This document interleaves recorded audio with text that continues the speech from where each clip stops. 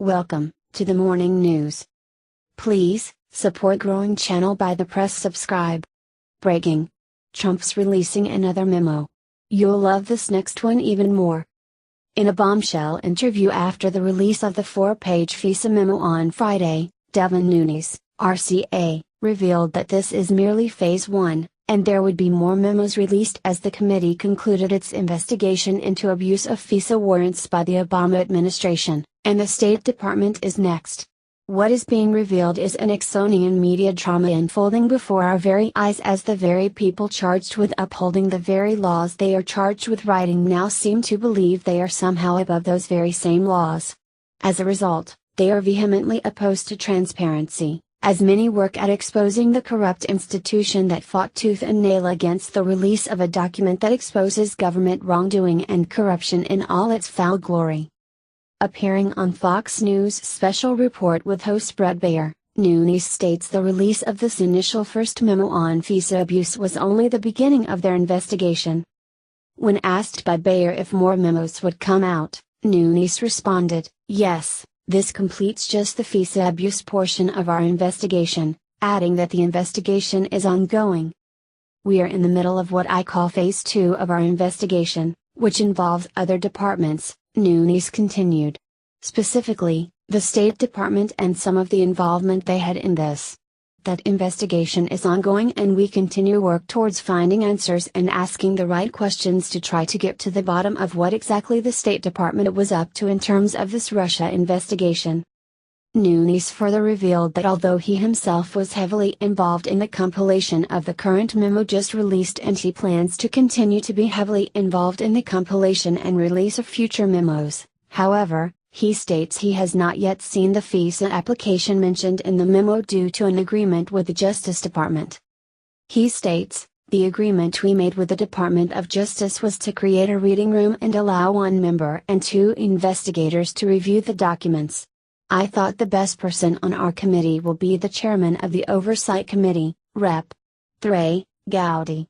They would come back with their notes and brief the rest of the committee members."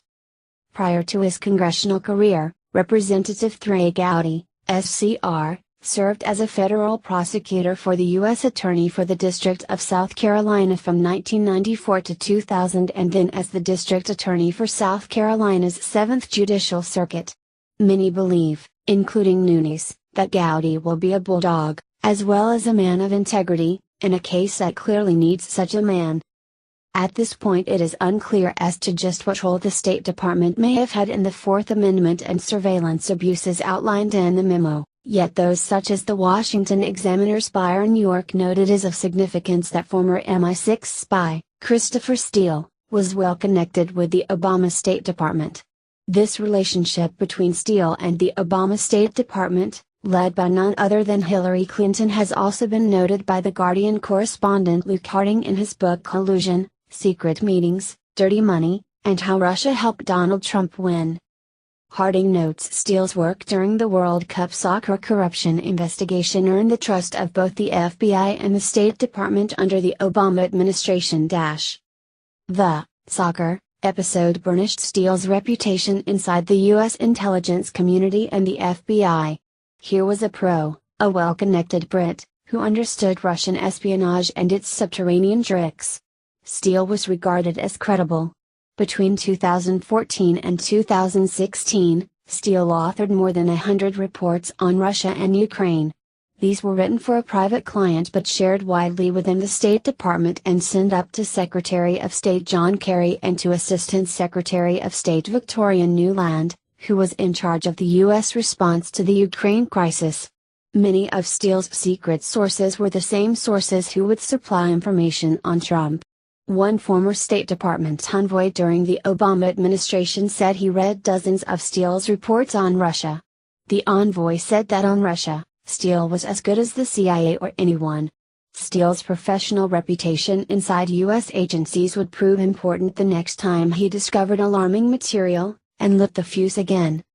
The Washington Examiner also notes that aside from the now debunked, infamous Trump-Russia dossier in all its salacious 35-page glory assembled at the behest of Hillary and the DNC by opposition research firm Fusion GPS, Congressional investigators are now also looking into whether Steele may have compiled other additional phony reports on President Donald Trump and whether or not those reports have made their way to the State Department. York states, they are looking into whether those reports made their way to the State Department. They're also seeking to learn what individual State Department officials did in relation to Steele and whether there were any contacts between the State Department and the FBI or Justice Department concerning the anti-Trump material. In the coming months, it will be interesting to see how both the Trump administration and the State Department, led now by Secretary of State Rex Tillerson, will respond to Phase 2 and the media circus that will ensue. Isn't it easier just to say the Russians did it and be done with it? Thinking is really hard. And critical thinking is impossible. Now, where did I put my safe space? Representative Michael Williams, GAR, said it best, the leadership of the FBI and DOJ behaved in a way we would expect of the former Soviet Union, not the United States of America. I applaud Representative Nunes and other Republican members of the House Intel Committee for fighting and exposing corruption. Americans are tired of corrupt bureaucrats and their career politician enablers. If powerful leaders are not held accountable, the American people will never regain faith in the institutions meant to protect us. Former FBI Director James Comey was entrusted with one of the most powerful positions in the world. Sadly, he intentionally abused his power in an effort to destroy Donald Trump's presidency.